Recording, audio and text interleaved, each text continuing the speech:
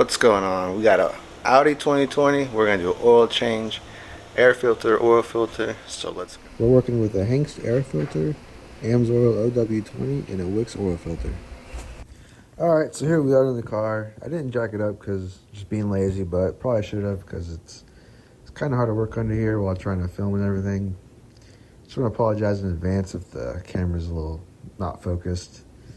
It is what it is. I'll do better next time, but so here I am, gonna loosen up this drain plug here. There is a special tool that you can get. It's like $10, but I just had a flathead and then it did the job. Looking back, probably would have bought the tool because it does kind of scuff the drain plug up a little bit. But there it goes. Now it's loose, letting some oil out. Trying to get most of the oil in the pan, which usually never happens. Actually, it's never happened for me, but there it goes. Gonna try and get the plug before it drops, but as you can see, disaster strikes and it falls in the pan. Oil is still kind of warm, so it is what it is. Just gotta let it drain and get it later.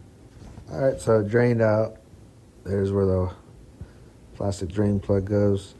And as I mentioned in the thumbnail, it is plastic. I've read on some forums that a lot of people are kind of don't know about them. Think it's a bad idea. It's going to leak. But I haven't seen any leaking from it. Before I changed it, there was no oil residue anywhere. I think if you change your oil, I would just get a new plug and seal with it.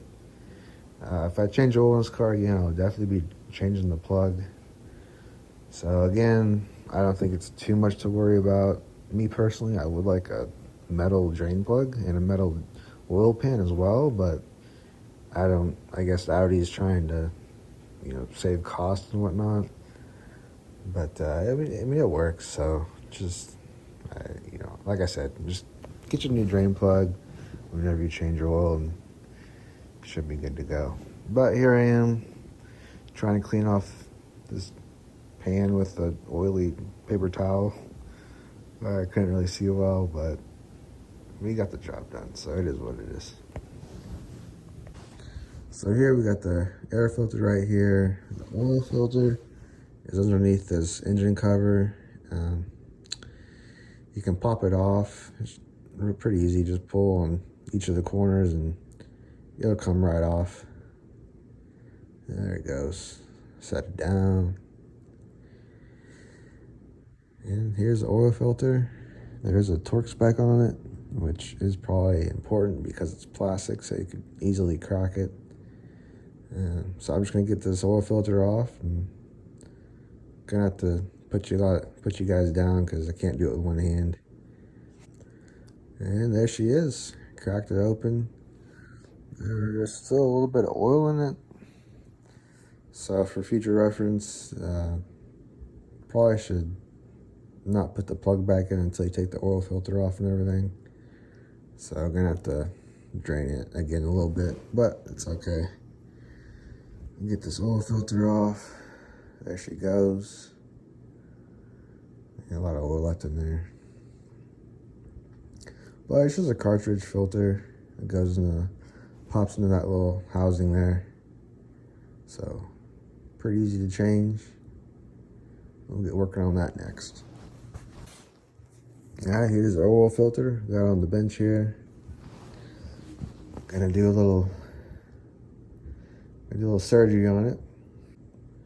And then, there it goes, just pops right out. Here I go, looking at if there's any directionality with it. Giving it a good examination here. But after intense investigation, there is no directionality. Just either which way, you just pop it in there. You'll hear a little pop too. That's how you know it's in there good. Give it a couple good nudges. And then taking the O-ring off. The oil filter comes with a new O-ring, so don't have to worry about ordering one of those separately. And here I go. Gonna slide her on there. For whatever reason, it took me a little bit longer than it should to put an O-ring on, but it's a tight fit, so It's harder than it looks, especially when you have oily hands and stuff. But it looks like I get it on there pretty good. I think get a little O-ring or a little pick action. But there it is. But one thing I do like to do is I like to put fresh oil on all of my O-rings and seals before I put it on there. I don't know if it's really needed, but it's just something that I've always done. It's just a habit now, so that's what I do. Yeah, oil filters looking good to go here. All right, and we're back in the engine bay here. I put the oil filter on, hand tight. It does have a torque spec of 25 newton meters, which is 18.8 foot-pounds. Right here, I'm just going to do 19 because I don't have that precise of a torque wrench, and I mean, that little bit over is not going to hurt it. But there she goes, 19 foot-pounds, good to go. Didn't hurt nothing, didn't over tighten anything. And gonna hit this air filter next. All right, so we got the air filter open. There she is. Let's take this old one out. And this is a VW. So it's got some wear on it for sure. Kind of got some scuffs on this one already, but it should be okay. It's nice and clean. So let's go ahead, pop this guy in there. So we got the air filter in there. Now the only thing left to do is tighten up these Torx bits. I forgot which size they were, but it's a pretty common size. So if you have a Torx bit set, I'm sure you'll have it. And so I'm gonna get that done and we'll get going. All right, we got the oil filter on, air filter, dropped the oil. So let's put some new oil in it, fire it up. Here we go. We're gonna add 6 quarts of the AMSOIL OW20 European spec. The AMSOIL is a little bit more expensive than other oils, but I believe that it is the best if you want your vehicle to last or give your customers or whoever a good service. I think it's well worth the investment.